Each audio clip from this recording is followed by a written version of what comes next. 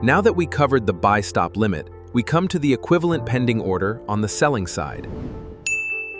This is the sell stop buy stop limit. We come to the equivalent sell stop limit, which combines the sell stop and sell limit orders.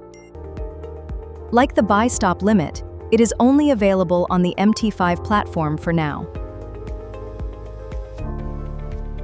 This pending order allows a trader to specify a price below the current price of the instrument they are trading. If and when the bid price reaches the specified price, which we simply placed at a higher level. This higher level is called the stop limit price. It is placed only if the price is reached.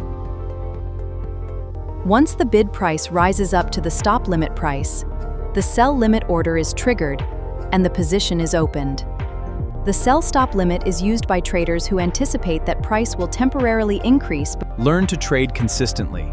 Master the financial markets with Britt Online Trading Academy. Subscribe for more. Forex and CFD trading involves substantial risk. It may not be suitable for every investor. Never trade with money you cannot afford to lose.